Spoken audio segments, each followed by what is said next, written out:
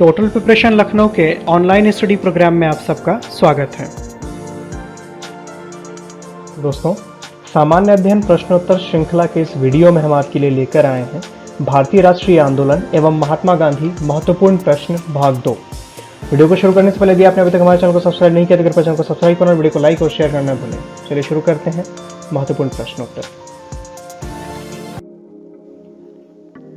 कौन सी घटना सबसे पहले हुई? खेड़ा सत्याग्रह, विकल्प बी सविनय अवज्ञा आंदोलन, सी असहयोग आंदोलन या फिर विकल्प डी चंपारण सत्याग्रह। इसका सही उत्तर है विकल्प डी चंपारण सत्याग्रह। सभी घटनाओं से संबंधित सन यहां पर दिए गए हैं। खेड़ा सत्याग्रह 1918 ईस्वी, सविनय अवज्ञा आंदोलन 1930 ईस्वी, असहयोग आंदोलन 1920 ईस्वी और चंपारण सत्याग्रह 1917 ईस्वी में हुआ था, जो कि गांधी जी का भारत में प्रथम सत्याग्रह आंदोलन था। हमारा अगला प्रश्न है, गांधीयन इनोवेशन अर्थात गांधी जी का नवाचार का तात्पर्य है। विकल्प ए अधिक उत्पादन से, बी घरेलू अर्थव्यवस्था में अधिक उत्पादन से, सी उपभोग के लिए उत्पादन से या फिर विकल्प डी कम निवेश में अधिक लोगों के लिए अधिक उत्पादन से। इसका सही उत्तर है विकल्प डी कम निवेश में अधिक लोगों के लिए अधिक उत्पादन। इस शब्दावली का सर्वप्रथम प्रोफेसर प्रहलाद एवं R.A. माशेलकर द्वारा प्रयोग किया गया था। चलते हैं अगले प्रश्न की ओर। गांधीवादी अर्थव्यवस्था के विषय में निम्नलिखित कथनों में से कौन सा एक सही नहीं है? विकल्प ए वे अहिंसा पर आधारित अर्थव्यवस्था पर बल देते थे। विकल्प बी केंद्रीकरण शोषण और असमानता को जन्म देता है, अतएव अहिंसक सामाजिक संरचना केंद्रीकरण विरोधी है। विकल्प सी वे भारत में मशीनीकरण के पक्षधर नहीं थे या फिर विकल्प डी वे यूएसए में मशीनीकरण के पक्षधर नहीं थे। इसका सही उत्तर है विकल्प डी वे यूएसए में मशीनीकरण के पक्षधर नहीं थे। गांधी जी का विचार था कि प्रत्येक देश की अर्थव्यवस्था वहां की जलवायु, भूमि तथा वहां के निवासियों के स्वभाव को ध्यान में रखते हुए निश्चित की जानी चाहिए। अतः जहां तक अमेरिका का संबंध है, उन्होंने वहां के मशीनीकरण का विरोध नहीं किया था, जबकि विकल्प ए, बी तथा सी का समर्थन गांधी जी करते थे। चलते हैं अगले प्रश्न की ओर। एम के गांधी के अनुसार अस्पृश्यों का सामाजिक आर्थिक सुधार संपन्न किया जा सकता है।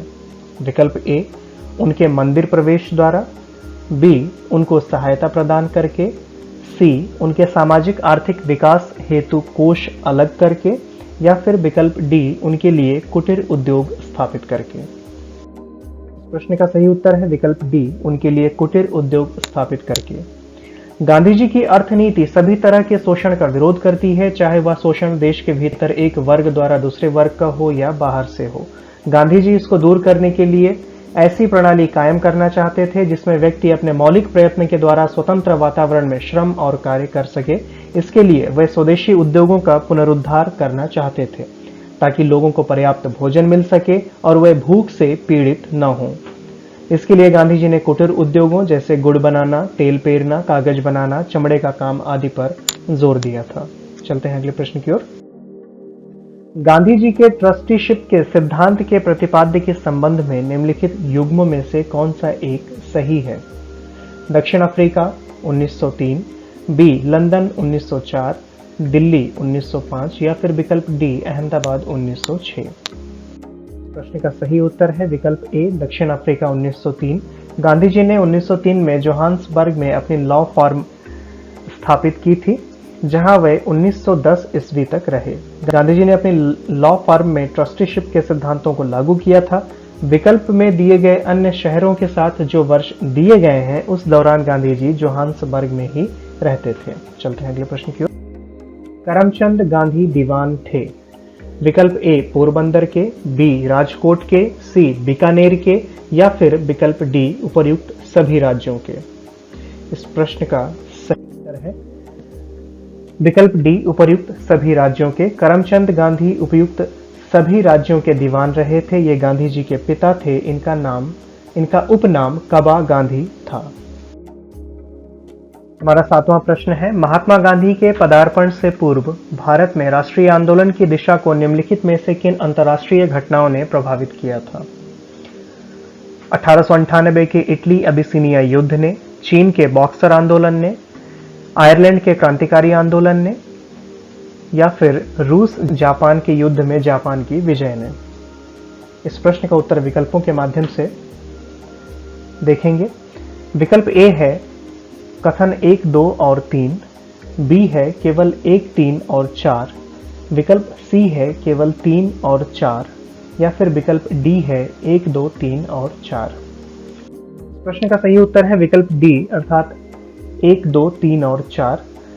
भारत में राष्ट्रीय आंदोलन की दिशा को महात्मा गांधी के पदार्पण के पूर्व इटली अबिसिनिया युद्ध, जिसमें इटली की औपनिवेशिक शक्ति पराजित हुई, 1899 से 1901 के दौरान चीन में साम्राज्यवादियों के विरुद्ध चलाए गए बॉक्सर आंदोलन, आयरलैंड के क्रांतिकारी आंदोलन तथा रूस पर जापान की विजय, इन सभी घटनाओं ने प्रभावित किया, किंतु इनमें भी 1905 में जापान की रूस पर विजय का सर्वाधिक प्रभाव पड़ा। जापान ने 1905 में रूस को हराकर स्वयं को सैनिक दृष्टि से एक शक्तिशाली यूरोपीय देश से श्रेष्ठ सिद्ध कर दिया था। इससे इस मिथ्या भ्रम का निवारण हुआ कि गोरी जाति के लोग अजेय हैं। चलते हैं अगले प्रश्न की ओर। दक्षिण अफ्रीका में रहने की अवधि में महात्मा गांधी ने निम्न में से जिस पत्रिका का प्रकाशन किया उसका नाम था? विकल्प ए नवजीवन, बी इंडिया गजट, सी अफ्रीकनर, या फिर विकल्प डी इंडियन ओपिनियन। प्रश्न का सही उत्तर है विकल्प D Indian opinion. Gandhi ji ने दक्षिण अफ्रीका में 1894 ईस्वी में नटाल इंडियन कांग्रेस की स्थापना की और वहां आंदोलन के दौरान कई बार जेल भी गए। अपने सहयोगियों की सहायता से उन्होंने टॉलस्टॉय फार्म की स्थापना की। दक्षिण अफ्रीका में उन्होंने इंडियन ओपिनियन नामक अखबार निकाला जो गुजराती, हिंदी, तमिल और अंग्रेजी में प्रकाशित होता था।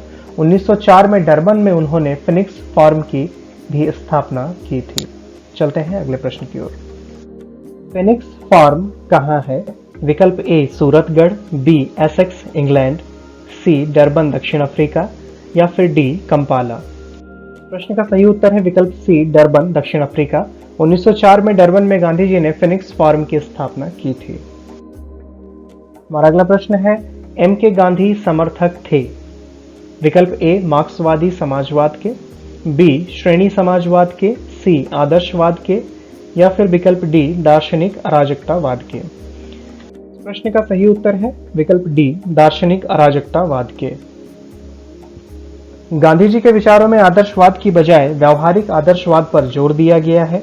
मार्क्स की तरह गांधी जी भी राज्य को हटाने की इच्छा रखते थे तथा उन्होंने स्वयं को दार्शनिक अराजकतावादी फिलॉसफिकल एनार्किस्ट कहे जाने से बचाव नहीं किया।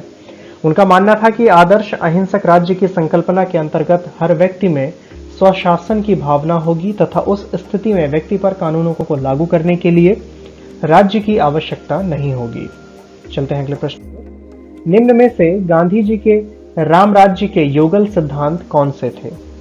विकल्प ए छुआछूत की समाप्ति तथा नशाबंदी, बी सत्य तथा अहिंसा, सी खादी तथा चरखा, या फिर विकल्प डी सही लक्ष्य तथा सही उपाय। इस प्रश्न का सही उत्तर है विकल्प बी सत्य तथा अहिंसा।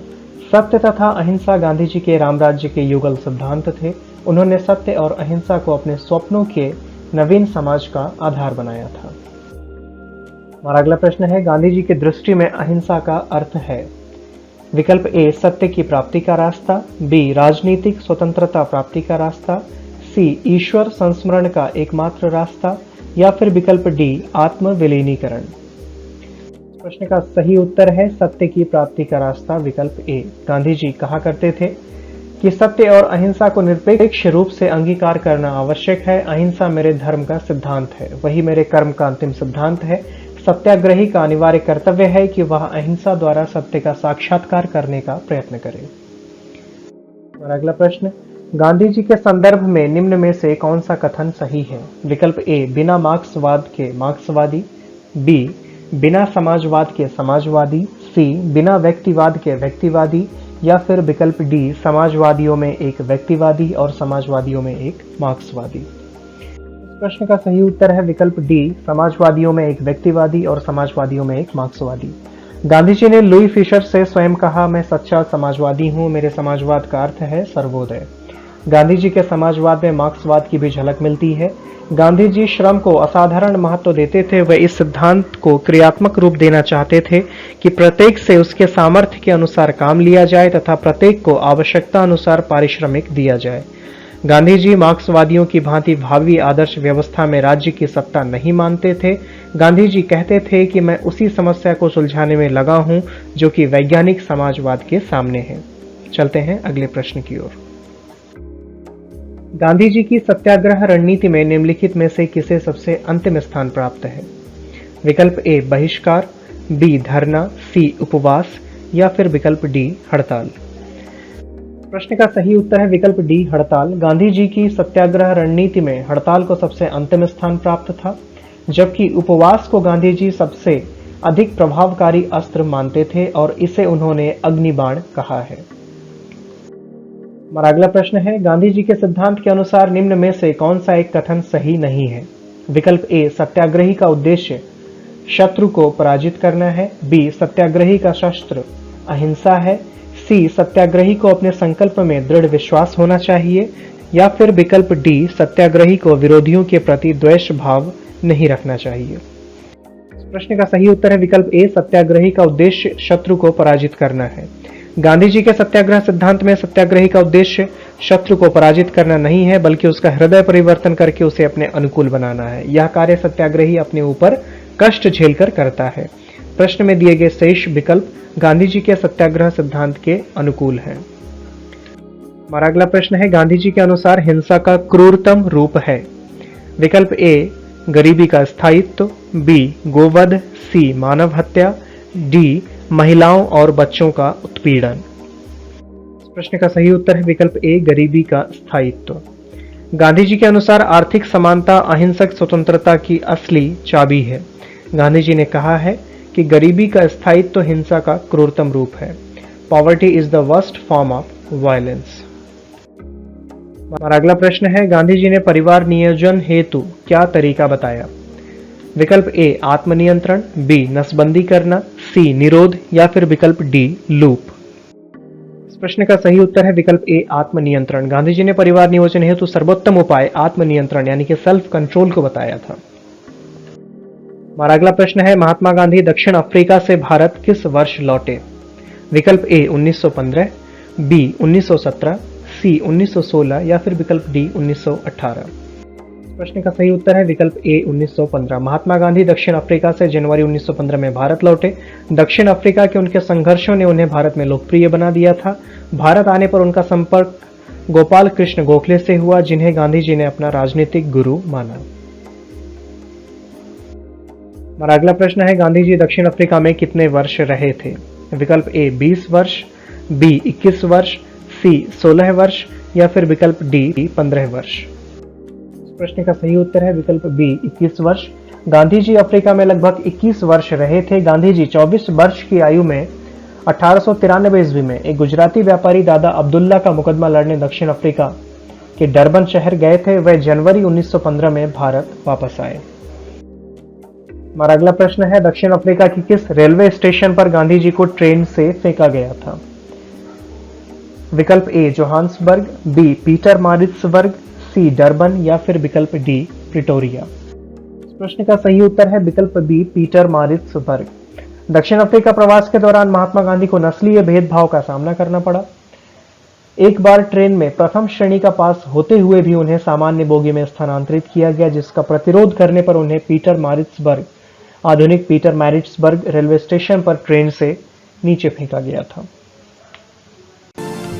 इसी के साथ ये वीडियो समाप्त होता है। हमारे साथ अंत तक बने रहने के लिए आपका बहुत बहुत धन्यवाद। इसी प्रकार करंट अफेयर्स, सामान्य अध्ययन एवं अन्य महत्वपूर्ण समसामयिक घटनाओं से संबंधित हमारे वीडियोस का नोटिफिकेशन तुरंत पाने के लिए हमारे चैनल को सब्सक्राइब करना और घंटी वाले बटन को दबाना न भूलें। धन्यवाद।